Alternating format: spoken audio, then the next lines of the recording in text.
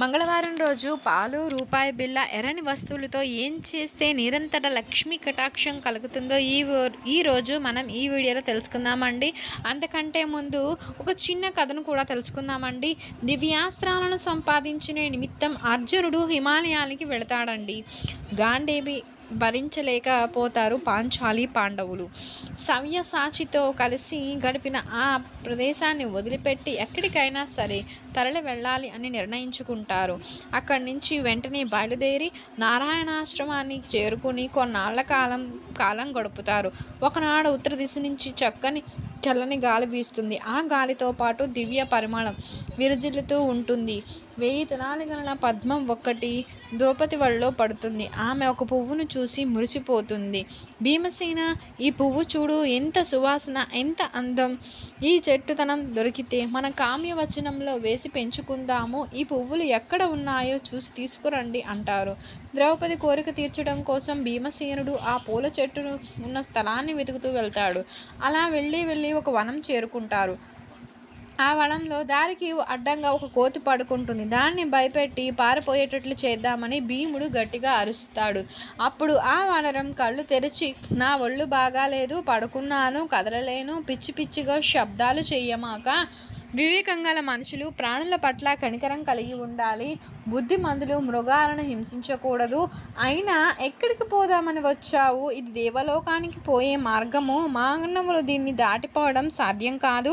తిరిగి వచ్చిన తోవలో వెళ్ళిపో అని చెబుతుంది. వానరం అలా అనేసరికి భీమునికి ఒళ్ళు మండుతుంది. అసలు నువ్వెవరు? నన్ను అడ్డగించడానికి నీకు గల అధికారం ఏంటి? నేను కుంతీదేవి కుమారుణ్ణి, వాయునందన్ని అని తెలుసుకో, దారి ఇవ్వు అని బిగ్గరంగా గర్జిస్తారన్నమాట. నేను ఒక సాధారణ కోతిని, కానీ నువ్వు ఈ దారిన వెళితే దెబ్బతింటావు, జాగ్రత్త అని అంటుంది వానరం.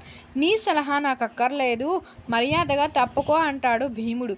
నాకు లేవడానికి శక్తి లేదు, నేను ముసలిదాన్ని కాదు, కూడదు అంటే నువ్వే నన్ను దాటి వెళ్ళు అంటుంది వానరం. జంతువులను దాటి పోకూడదని అంటుంది మన శాస్త్రం. లేకపోతే సముద్రాన్ని లంకించినట్లు నేను కూడా నిన్ను, ఈ పర్వతాన్ని ఒక ఊదుటిన దాటిపోగలను, ఏమనుకుంటున్నావు అని అంటారు భీముడు గొప్పగా. నాయన, కోపం తగ్గించుకో, గొప్పలకు పోకో, ముసలివాణ్ణి ముందే చెప్పాను, నిలుచుకునే శక్తి లేదు, నా మీద నుంచి దాటిపోవడానికి అపేక్ష ఉంటే దయచేసి నాతో కొంచెం జరిపి తోవ చేసుకుని వెళ్ళు అని అంటుంది వారణం.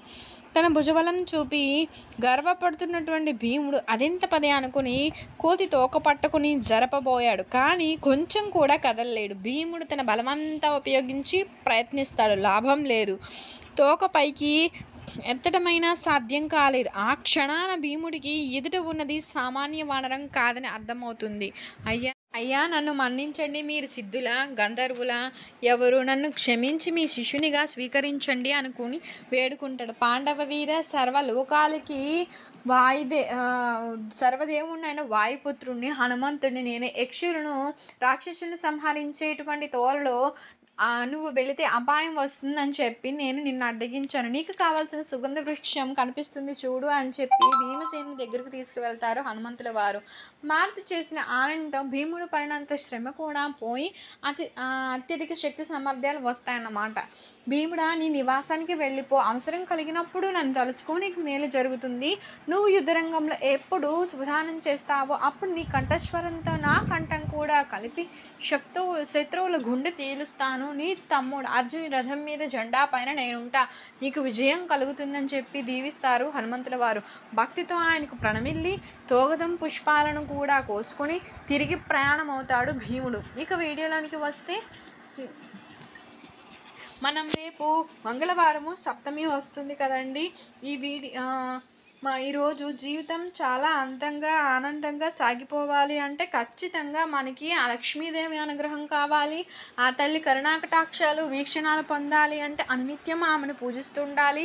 అంకిత భావంతో లక్ష్మీదేవిని ఆరాధిస్తే సౌభాగ్యాన్ని, సంపదలను ప్రసాదిస్తూ ఉంటుంది కదా. ధనం, ఆరోగ్యం, ఇలా పలు రకాల లక్ష్మీ సంపదల కోసం అందరూ కూడా తాపత్రయపడుతుంటారు. ఎంతో కష్టపడి పని చేసిన ధనం నిల్వ ఉండదు అని కొందరు, ధనం వచ్చిన పలు సమస్యలతో నీటిలా ఖర్చు అయిపోతుందని మరికొందరు, ఇంత కష్టపడినా సరే చాలని బ్రతుకులు అని మరికొందరు.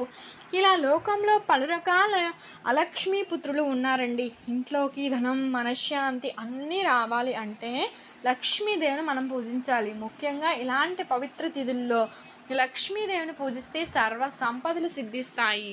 మంగళవారం రోజు పాలు, రూపాయి బిళ్ళ, ఎర్రని వస్త్రానికి సంబంధించినటువంటి ఒక అద్భుతమైన పరిహారం పాటించినట్లయితే అనేక మార్గాలలో ధనాదాయం పెరుగుతుందని పండితులు చెప్తున్నారు.